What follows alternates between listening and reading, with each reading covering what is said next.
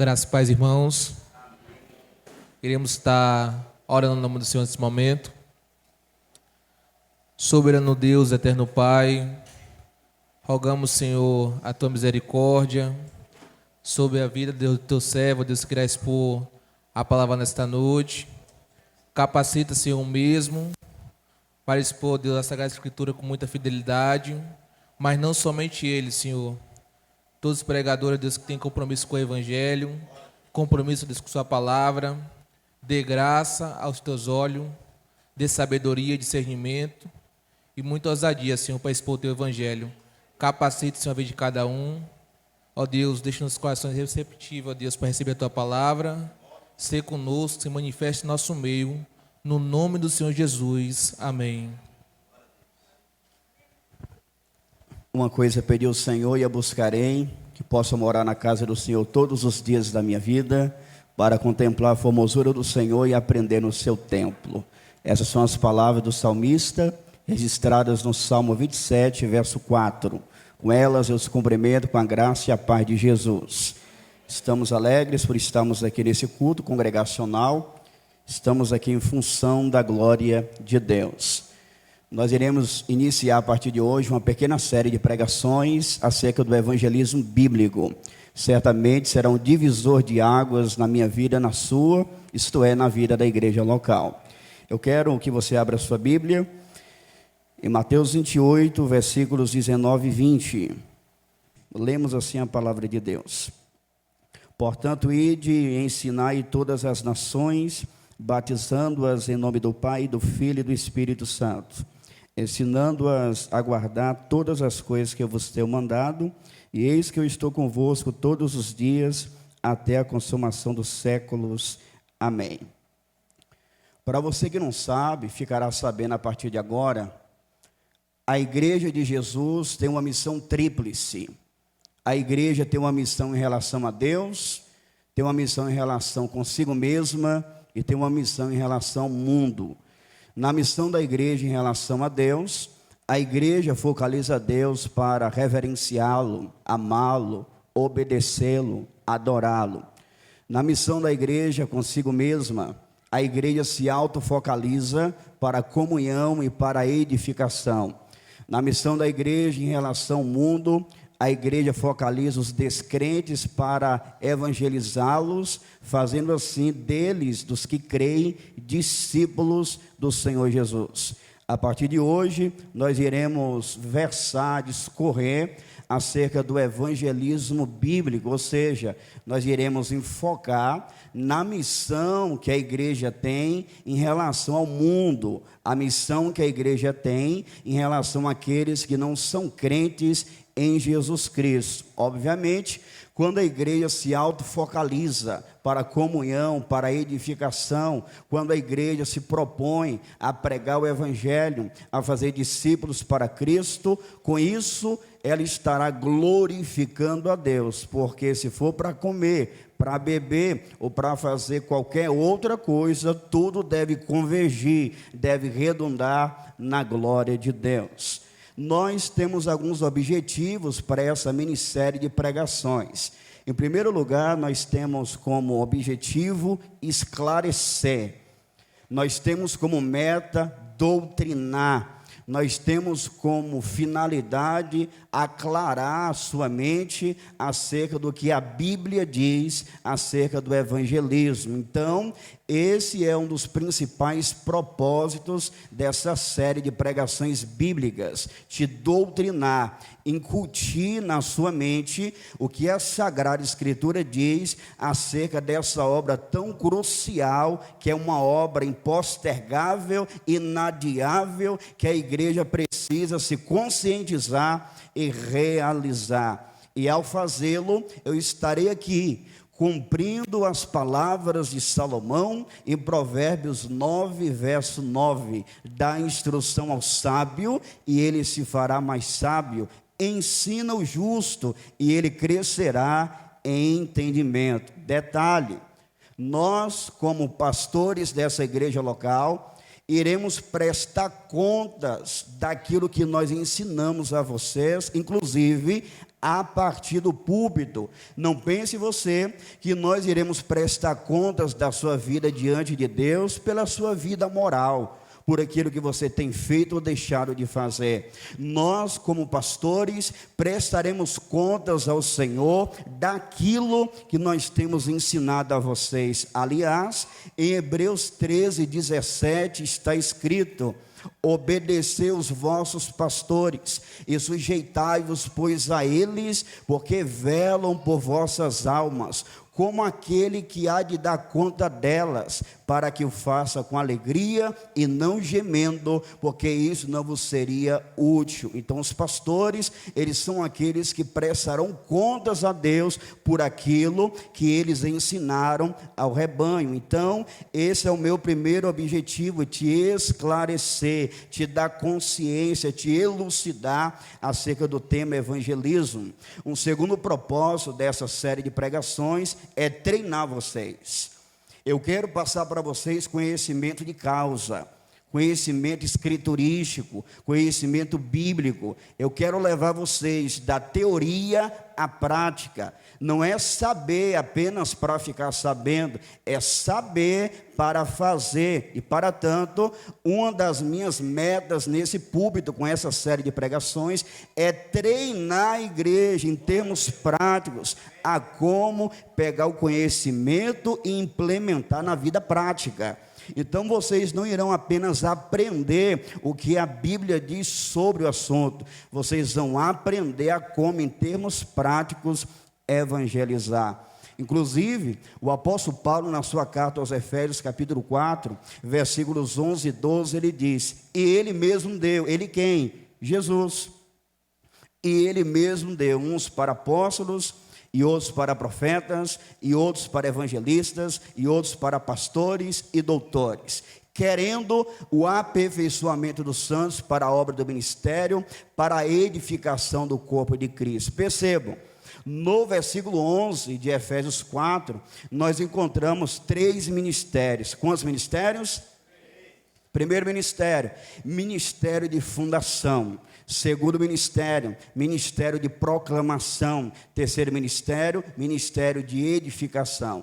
No ministério de fundação faz parte desse grupo os apóstolos e profetas. Eles lançaram a base, eles lançaram o fundamento doutrinário que a igreja vive sob esse fundamento. É por isso que a igreja persevera na doutrina apostólica, na doutrina dos apóstolos, porque o ministério deles é um ministério de fundação. Eles lançaram a base doutrinal. O segundo ministério é o ministério de proclamação. Evangelistas, eles vão proclamar o evangelho. Embora todos os crentes devem evangelizar, os evangelistas devem como nunca, porque eles, além de evangelizar, porque são crentes, foram chamados especificamente para esse munus, para essa grande tarefa. Terceiro ministério, ministério de edificação, pastores e mestres, pastores e doutores. São homens da palavra, ministério de edificação. Eles vão promover edificação na vida da igreja. Pergunta a ser feita e também respondida: por que Jesus deu pastores e mestres para a sua igreja? Versículo 12: querendo, com vistas. Então Cristo não deu pastores e mestres para a igreja aleatoriamente, casualmente, por um acaso. Não. Cristo deu pastores e mestres para a sua igreja querendo o quê?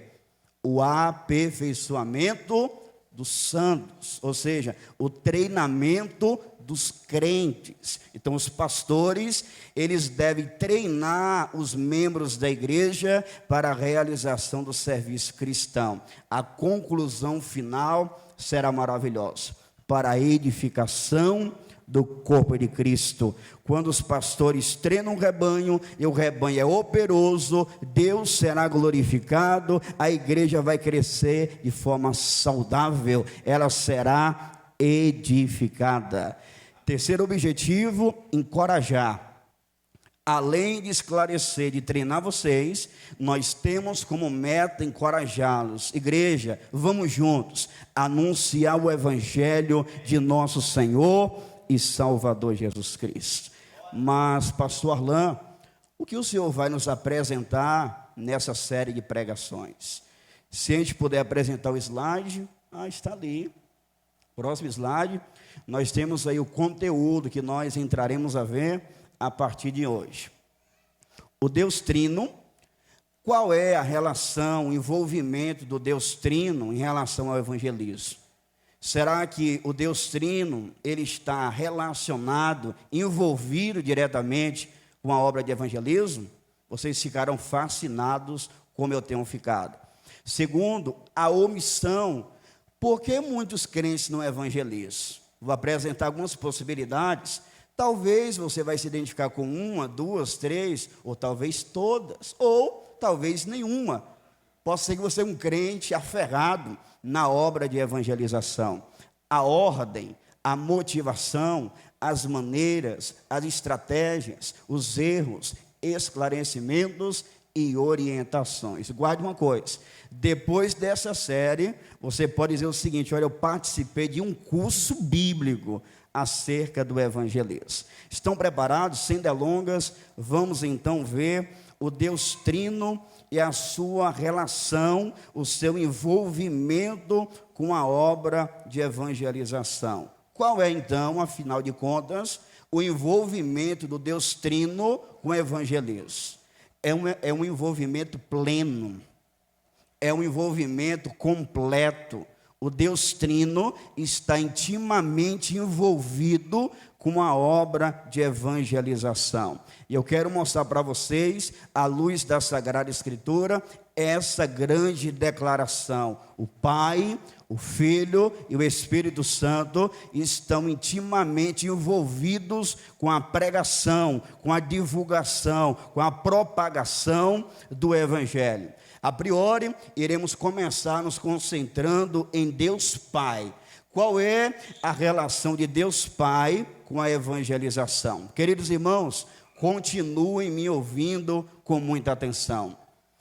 O Senhor nosso Deus, Deus Pai, está intimamente envolvido com a obra de evangelismo.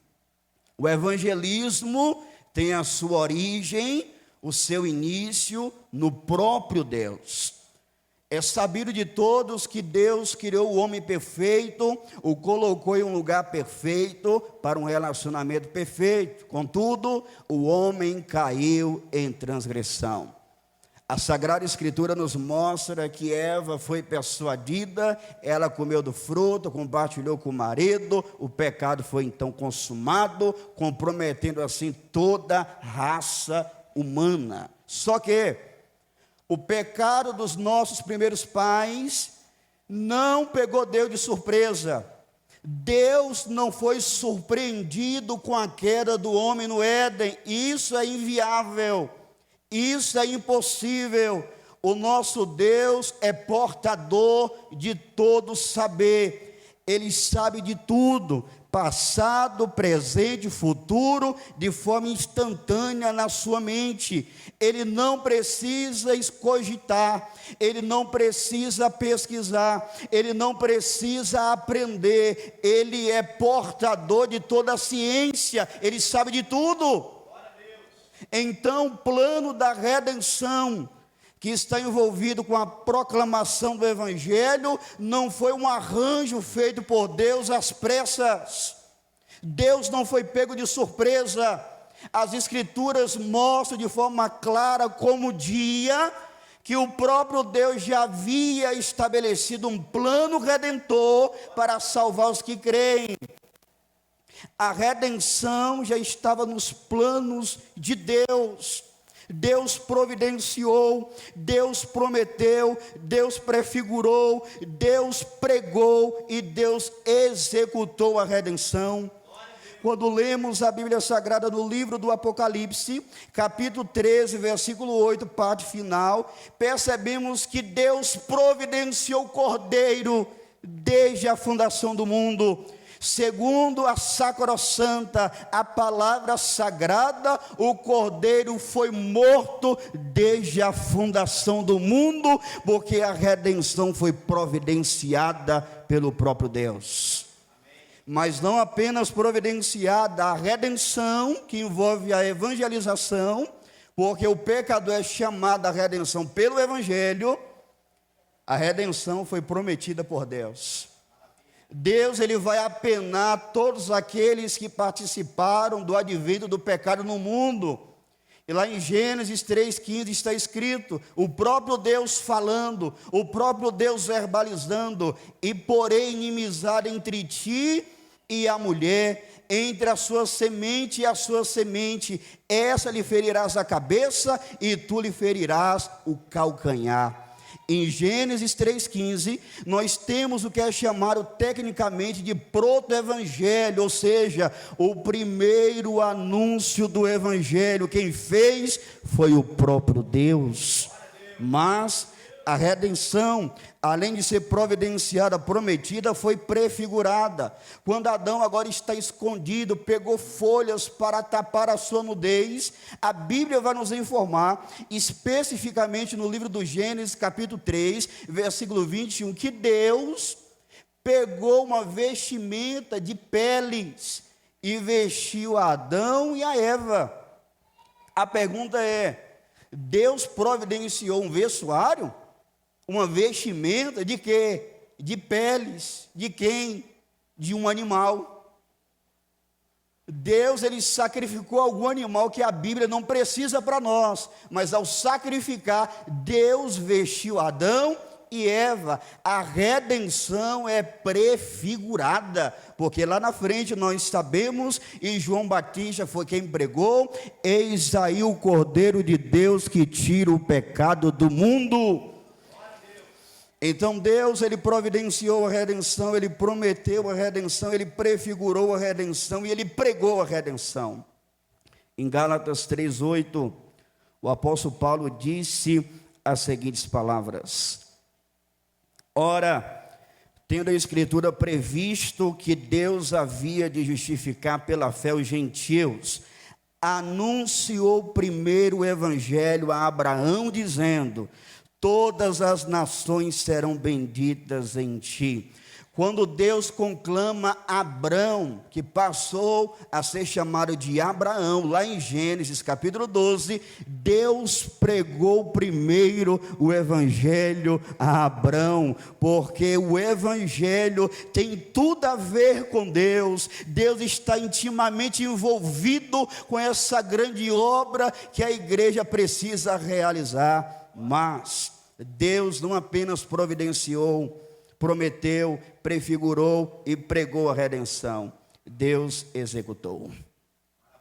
No tempo exato, o Antigo Testamento confirma reiteradas vezes a vinda do Messias que viria para salvar o seu povo. Mas o ápice, o momento exato, o momento completo, o momento cabal, Gálatas 4, versículo 4, mas, vinda a plenitude dos tempos, Deus enviou seu Filho, nascido de mulher, nascido sob a lei, na plenitude dos tempos, aquele que é eterno, aquele que é atemporal, ele entrou no tempo, ele nasceu da Virgem Maria, o seu nome é Jesus Cristo, nosso Senhor. No momento exato, Deus o Pai preparou todas as coisas, as pavimentações, as estradas do Império Romano, a língua grega, a língua que passou a ser universal. Deus preparou todo o cenário para que o Evangelho fosse proclamado, e chegou a mim e a você de tal maneira que hoje somos crentes em Jesus Cristo. Deus Pai está intimamente envolvido com a obra de evangelização. De igual modo, Deus Filho desbravou essa grande obra. Jesus Cristo, sendo plenamente Deus, se fez perfeitamente homem. E João vai dizer em João, o evangelho que leva o seu nome, capítulo 1, versículo 1 e 14, dizendo: No princípio era o Verbo, e o Verbo estava com Deus, e o Verbo era Deus, e o Verbo se fez carne e habitou entre nós, e vimos a sua glória como a glória do unigênito do Pai, cheio de graça e de verdade. Deus veio ao nosso encontro, Ele é o nosso Senhor, o nosso Salvador, e mais, além de tudo isso, Ele é o nosso exemplo a ser seguido. Ele desbravou essa obra. Quando Ele veio na terra, em sua humanidade, Ele não titubeou, Ele não se desviou do plano do Pai, mas focado, Ele realizou a obra de evangelização. Ele chegou a dizer em João 9, versículo 4, convém que eu faça as obras daquele que me enviou enquanto é dia. A noite vem, onde ninguém pode trabalhar. Jesus, leia os evangelhos, sempre aferrado, se consumindo na realização da obra do Pai. Em dado momento, ele regressa pelo Espírito Santo para a Galileia e chega na sua cidade, Nazaré. Ao chegar em Nazaré, ele foi na sinagoga, como era de prática, e ele pegou o livro do profeta Isaías. O superintendente da sinagoga lhe deu o livro, o rolo, e nos diz o texto bíblico, que ele leu a profecia de Isaías 61, versículo 1. O Espírito do Senhor Jeová está sobre mim, porque o Senhor me ungiu para pregar boas novas aos mansos. Reticência. Jesus leu Lucas 4, 18 e 19. Ele então cerra o livro, ele fecha o livro e devolve ao superintendente da sinagoga, e nos diz o texto que ele se assentou. Enquanto Jesus se assenta, os olhos de todos na sinagoga estavam fitos nele, e ele disse no versículo 21, hoje se cumpre nos vossos ouvidos esta escritura. Jesus pregou o evangelho do reino incansavelmente, ele não parava, ele andava nas aldeias, nas cidades, de lugar em lugar, pregando o evangelho eterno. A Bíblia vai dizer em Marcos 1,15, dizendo, o tempo está cumprido e o reino de Deus está próximo, arrependei-vos e crede no evangelho. Deus Filho está intimamente envolvido na obra de evangelização. Mas, e Deus Espírito Santo de igual modo, é Ele quem assiste a igreja nessa tarefa. É o Espírito Santo quem dá poder para os pregadores. É o Espírito Santo quem convence os pecadores. É o Espírito Santo que leva o pecador a dizer, Jesus é o Senhor, e viver à altura dessa profissão de fé. Sem Deus Espírito Santo, a igreja não teria êxito nessa tarefa especial de proclamar o Evangelho. E eu quero mostrar para vocês textualmente, em primeiro lugar, que o Espírito Santo dá poder. Se dependesse da nossa capacidade, seria um fracasso. Se dependesse da nossa inteligência, a obra de evangelismo estava fadada ao fracasso, à ruína. Mas Deus Espírito Santo nos dá poder. Quando o Senhor Jesus estava prestes a ser assunto aos céus, Ele aparece aos seus discípulos várias vezes. Uma delas, em Lucas 24, 49, Jesus falou para eles, eis que sobre vós envio a promessa do meu Pai, ficai porém na cidade de Jerusalém, até que do alto sejais revestidos de poder.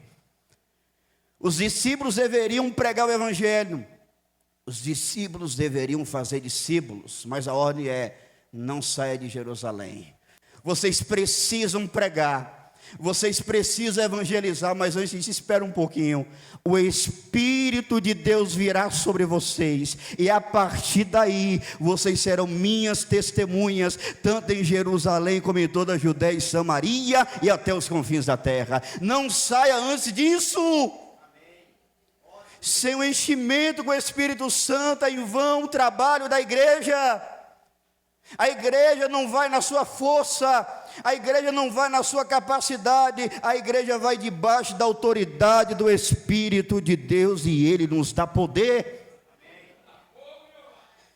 Em Atos capítulo 4, os discípulos foram proibidos de pregar e falar no nome de Jesus.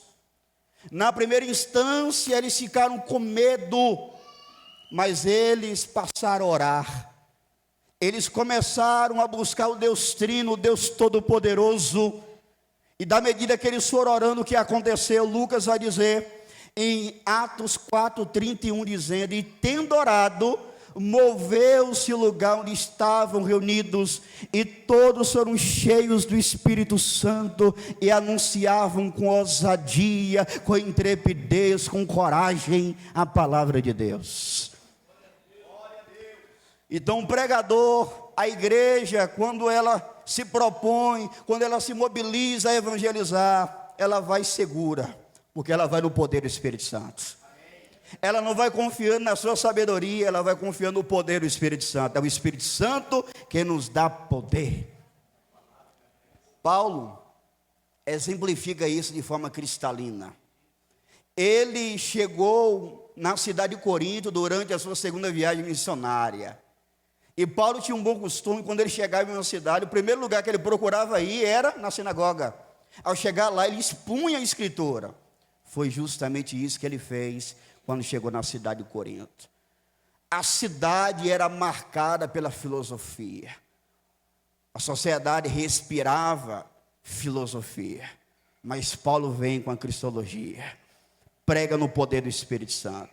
Crispo, principal da sinagoga, se converte. Com ele, muitos dos coríntios se converteram. E outra, versículo 11, Paulo ficou ali 1 ano e 6 meses, ensinando entre eles a palavra de Deus. O tempo passa, e Paulo agora vai escrever a primeira carta a essa igreja, como temos na nossa Bíblia. E ele vai dizer no capítulo 2, versículos 1 e 2 e 4, as seguintes palavras: e eu, irmãos, quando fui ter convosco, anunciando-vos o testemunho de Deus, não fui com sublimidade de palavras ou de sabedoria, porque nada me propus saber entre vós, senão a Jesus Cristo e este crucificado. 4, a minha palavra e a minha pregação não consistiram em palavras persuasivas de sabedoria humana, mas na demonstração do Espírito e de poder. O resultado do ministério bem sucedido de Paulo era o poder do Espírito Santo.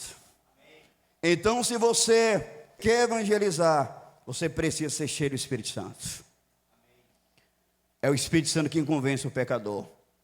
Você pode fazer até o pecador chorar, mas para ele se converter de fato, só pela obra do Espírito Santo. É o Espírito Santo quem compenetra o coração do pecador. É o Espírito Santo quem faz o valente se dobrar. É o Espírito Santo quem faz o traficante se render. É o Espírito Santo quem faz a meretriz se converter. É Ele quem convence. Jesus disse, e quando Ele vier, João 16:8, convencerá o mundo de que é Ele quem convence o pecador. Vocês perceberam como Deus Trino está intimamente envolvido com a obra de evangelização?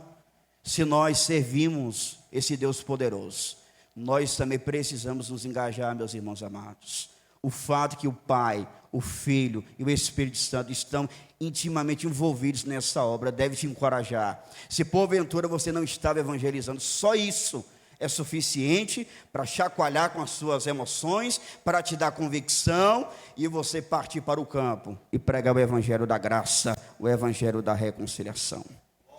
Então, no Deus Trino nós temos a base bíblica e teológica da evangelização. A nossa meta é passar para vocês da teoria à prática. Vamos então, se der tempo ali, deixa eu correr, falar agora sobre a omissão. Por que muitos cristãos não evangelizam?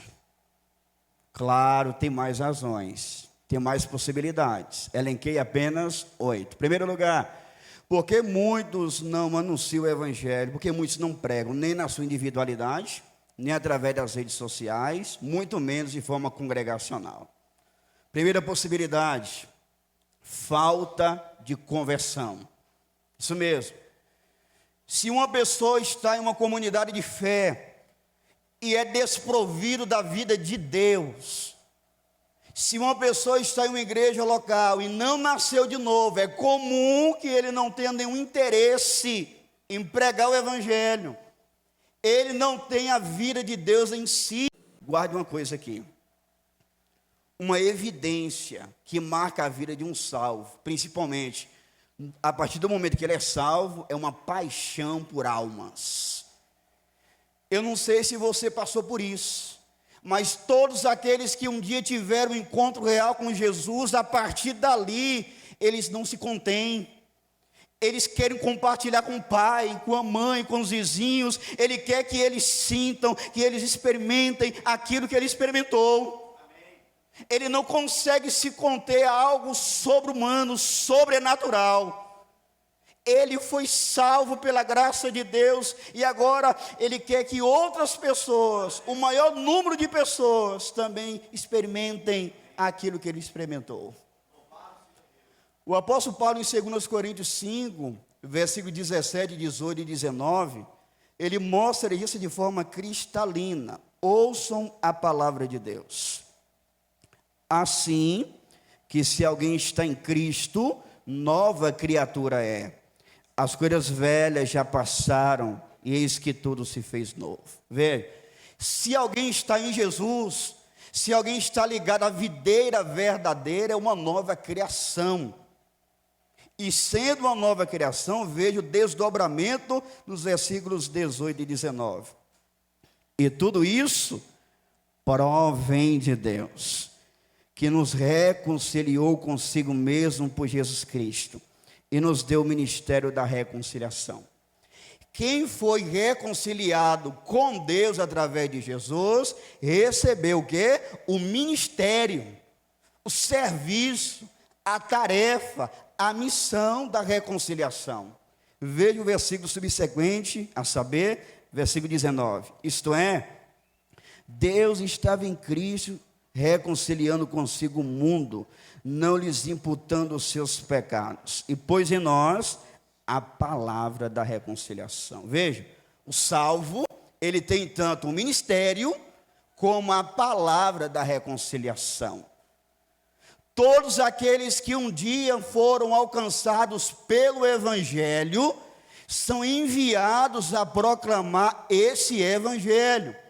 O salvo tem a missão e tem a mensagem da reconciliação.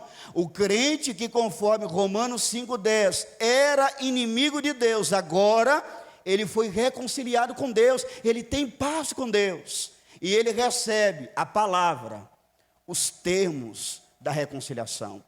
Ele recebe a tarefa. Então, o crente que foi salvo pelo Evangelho, o crente que foi reconciliado com Deus, ele tem palavra e ministério da reconciliação. E agora, o que ele deve fazer? Ele deve agora apresentar àqueles que são inimigos de Deus os termos da reconciliação. Você, crente, se você foi salvo, se você é nova criação, você tem um ministério e a palavra da reconciliação. Você vai omitir essa mensagem das pessoas? Os homens estão caminhando a passos largos para o inferno. Você tem a mensagem, você tem um ministério, então você precisa evangelizar. É óbvio na vida do salvo. Ele foi reconciliado e agora ele tem um ministério, os termos da reconciliação. Ele precisa apresentar aos pecadores, aos perdidos, os termos da paz. Ele precisa pregar o evangelho. Mas o que muitos não pregam o evangelho, pastor Arlan? Falta de conversão. Eu não quero te apontar, eu quero deixar você se identificar aonde você está aí. Essa é a primeira possibilidade que uma pessoa pode sonegar a prática de evangelização. Segundo lugar, desobediência. Pessoas que têm o ministério da reconciliação, que têm a palavra da reconciliação, mas são desobedientes. Há uma denominação que infelizmente não é direcionada pela Bíblia, que diz o seguinte: Pastor, vamos evangelizar. Evangelizar não, vamos orar para Deus revelar primeiro. Deus revelar para a igreja evangelizar e a ordem dada, ir por todo mundo e pregar o evangelho. A igreja tem que orar, veremos ao longo desse curso, mas a igreja recebeu a ordem. Devemos pregar o evangelho antes a tempo e fora de tempo. Então, se você é crente e não tem evangelizado, você pode se encontrar ali, uma das duas, ou nas duas. Desobediência. Você canta para Jesus, você se declara para Jesus de forma romântica, até chora, mas obedecê-lo, zero. Lucas 6,46 disse-lhe Jesus: por que me chamais Senhor, Senhor, e não fazeis o que eu digo? Não adianta reconhecer o senhorio de Jesus, a divindade de Jesus. Não adianta você ter uma profissão de fé ortodoxa, Senhor, Senhor, mas não fazer a vontade dEle. Ele é Senhor, Ele tem vontade soberana, e a igreja tem a incumbência, a tarefa de evangelizar. Porque muitos não têm evangelizado? Desobediência. Vamos avançar por causa do horário. Eu nem estou olhando o script aqui, não, acho que não sairei do primeiro tópico. Vergonha. Porque muitos crentes não pregam o evangelho por causa da vergonha. Tem pessoas que têm vergonha de evangelizar e outras têm vergonha por ser uma vergonha para o evangelho. São dois aspectos aqui, atrelados, mas diferentes. Então vamos por partes aqui. Primeiro, vergonha de evangelizar. Tem crentes que estão nas comunidades de fé, não evangelizam os parentes, os amigos, nem pelo celular, nem de forma coletiva, porque sentem vergonha. De fato, existem pessoas que são introvertidas, tímidas, mas nós podemos trabalhar a timidez. Vocês se lembram que os apóstolos foram proibidos de pregar no nome de Jesus e eles oraram? Ao orar, o que aconteceu? O Espírito de Deus os impregnou de tal maneira que eles passaram a anunciar o Evangelho com intrepidez, com ousadia. Então, se você é tímido, você precisa ser cheio do Espírito, que Deus vai te dar coragem. Ainda que você não seja como todos, não queria ser como aquele irmão articulado. Eu não sou, mas se você for cheio do Espírito, na sua simplicidade, com a sua limitação, você é capaz de pregar o Evangelho. Por que muitos não pregam o evangelho? Porque sentem vergonha.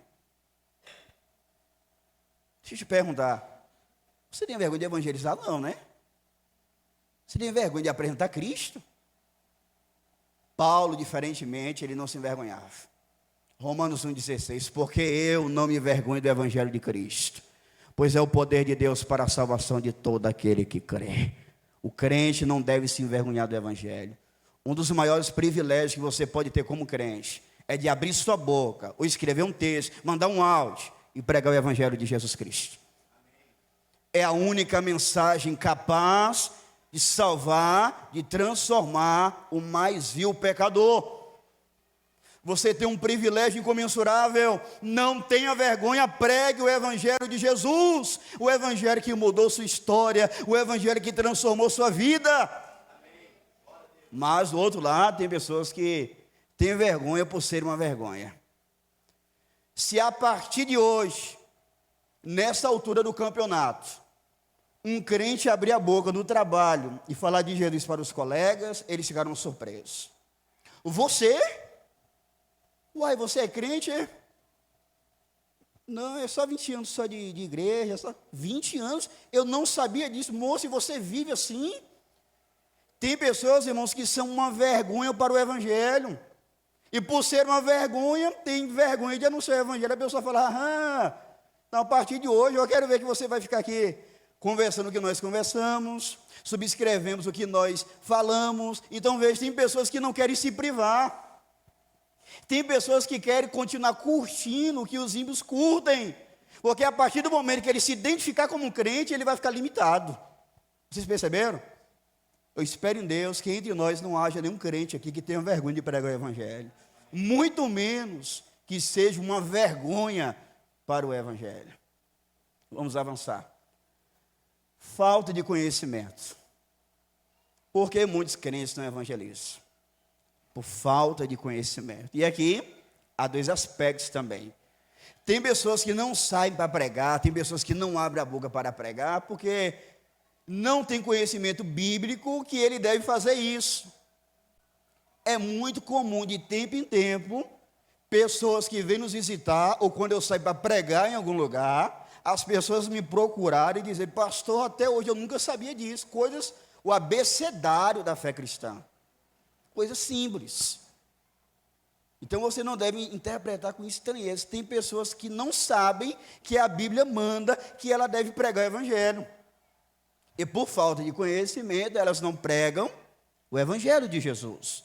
Cristo, em resposta aos saduceus, religiosos dos seus dias, que não acreditavam no sobrenatural, não acreditavam em anjos, não acreditavam na ressurreição.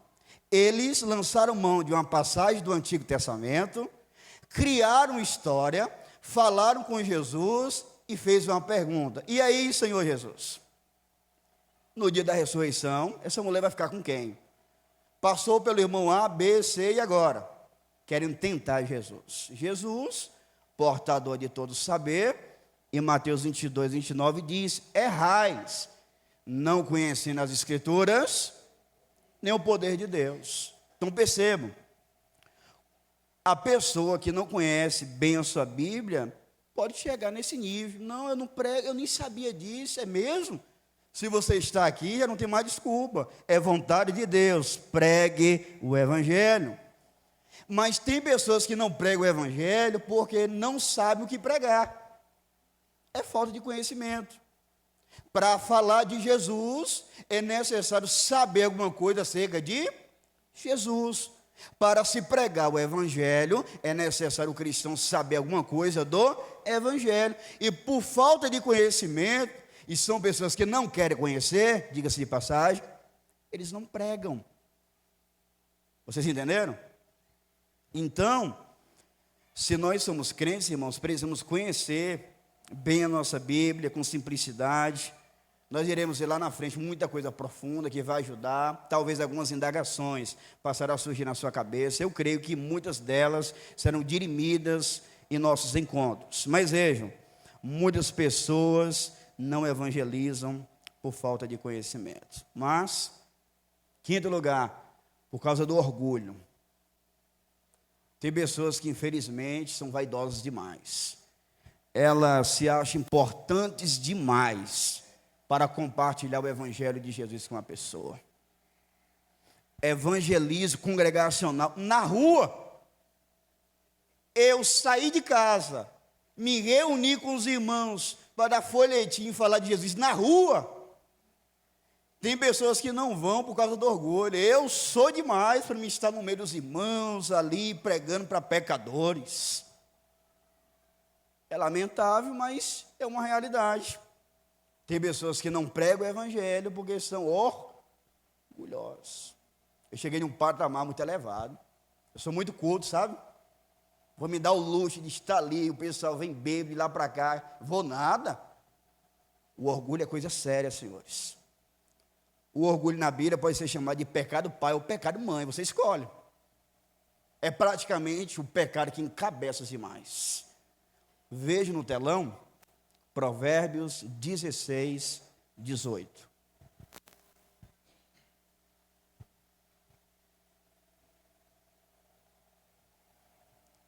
Esther Reis, nos assistindo aí. A soberba precede a ruína, e a altivez do espírito precede a queda.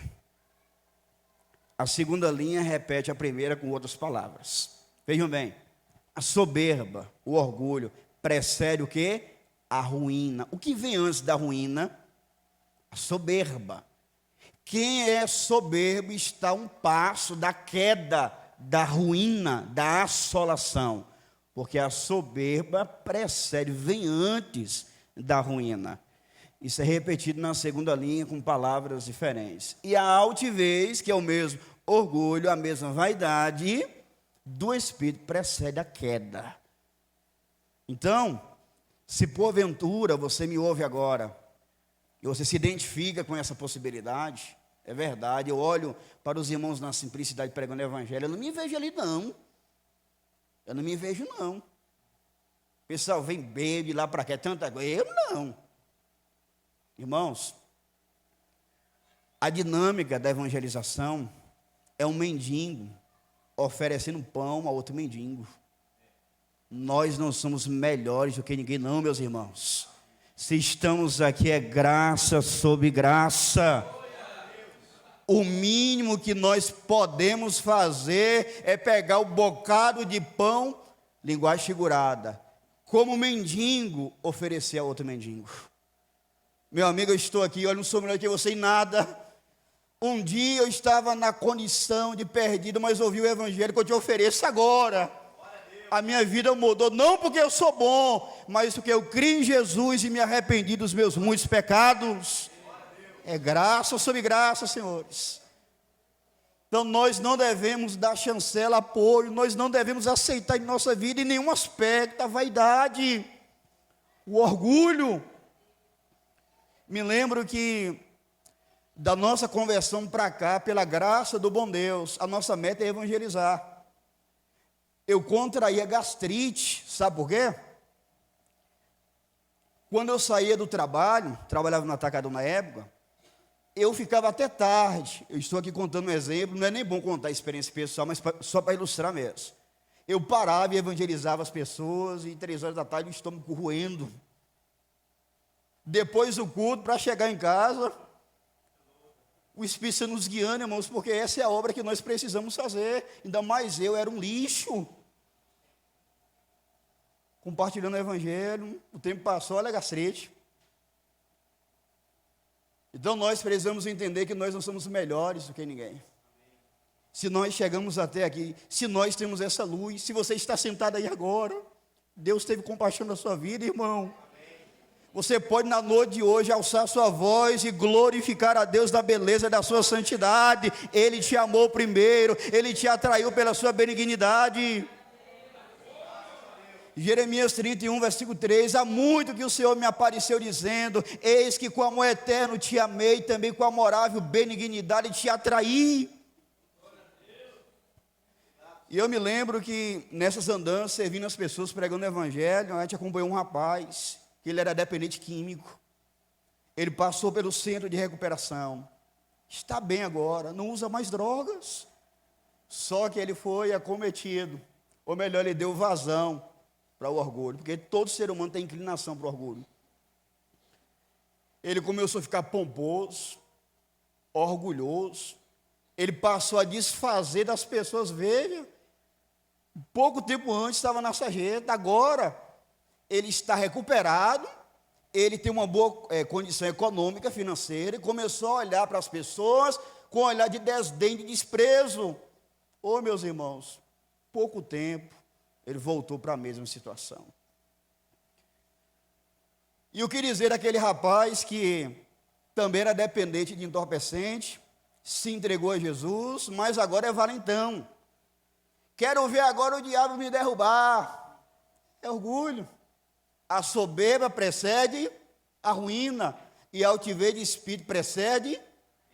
Irmãos, pouco tempo, voltou à sua mesma condição do passado. Guarde isso de todo o seu coração. Nunca dê lugar para o orgulho. Na vida da igreja, que ninguém é melhor do que seu ninguém. Pastor é igual a vocês, todos nós somos nivelados no mesmo patamar espiritual. O que muda é a funcionalidade. Eu tenho a função de pastorear e de vocês de obedecer a palavra que apresentamos no pastoreio. Apenas isso. Mas vamos avançar. Insensibilidade. Tem pessoas que não evangelizam porque são insensíveis.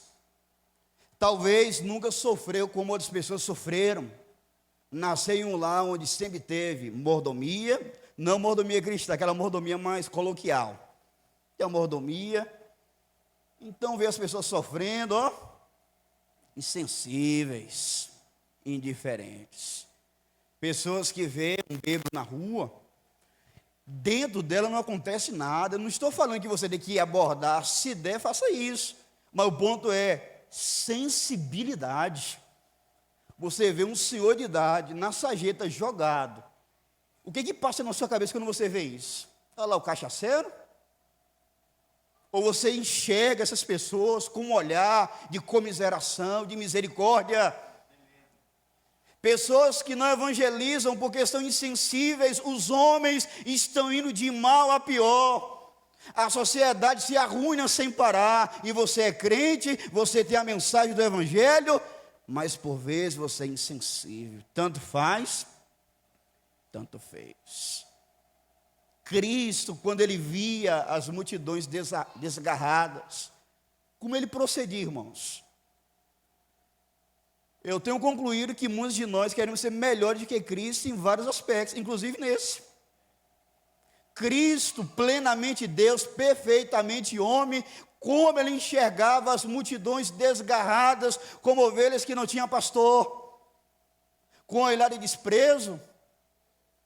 Os religiosos, conforme a narrativa de João, eles diziam acerca das multidões que não conheciam a lei, eles são malditos.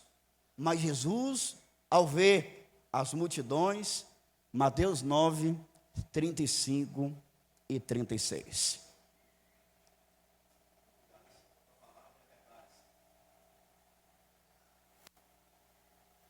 E percorria Jesus todas as cidades, ensinando nas sinagogas deles e pregando o evangelho do reino e curando todas as enfermidades e moléstias entre o povo. Jesus sempre em atividade.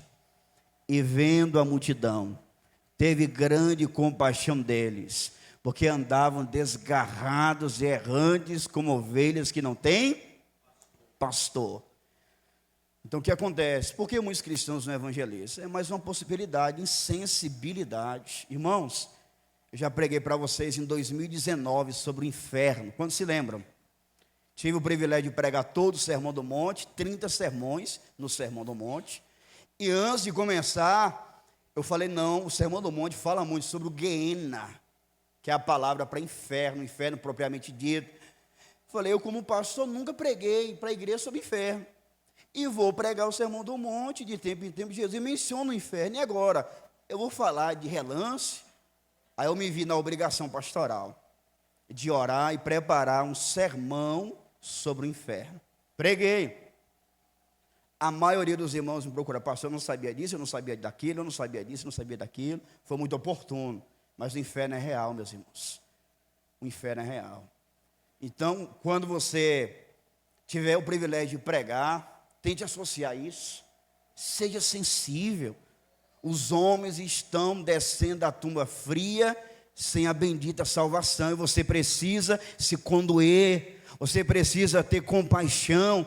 Talvez aos seus vizinhos, que eles discutem, brigam, e você, ao invés de orar, na sua oportunidade de chamar para vir para a igreja, pregar o evangelho, você baixa a TV que eu quero ouvir. Menino, quero ouvir aqui.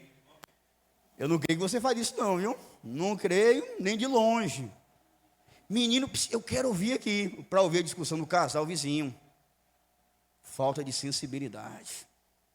Então, queridos, essa é mais uma possibilidade que leva muitas pessoas a sonegar a mensagem do evangelho. São insensíveis. Jesus, ele via a multidão perdida e se conduía, se compadecia. Nós precisamos olhar para o exemplo de Cristo, e ao vermos pessoas que estão se arruinando, pessoas que estão caminhando a passos largos para o inferno, precisamos ter sensibilidade. Quantos me entenderam?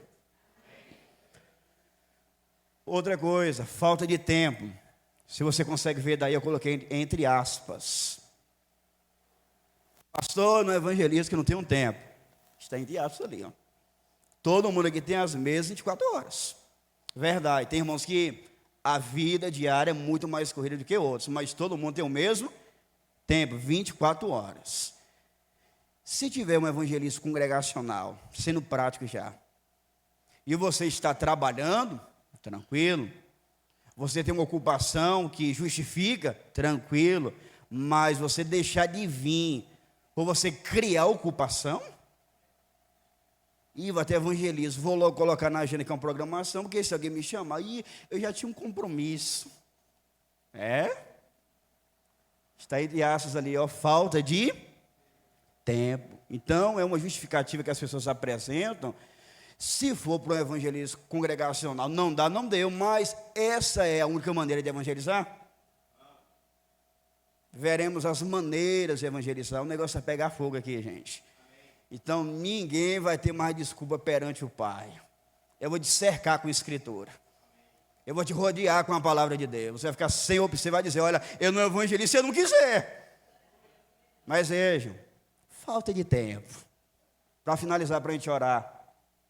Enfermidade. Vai ter um evangelismo congregacional, o irmão adoeceu. Dá para ele vir? Claro que não, está doente. Mas, como veremos mais adiante, há outras maneiras dele evangelizar.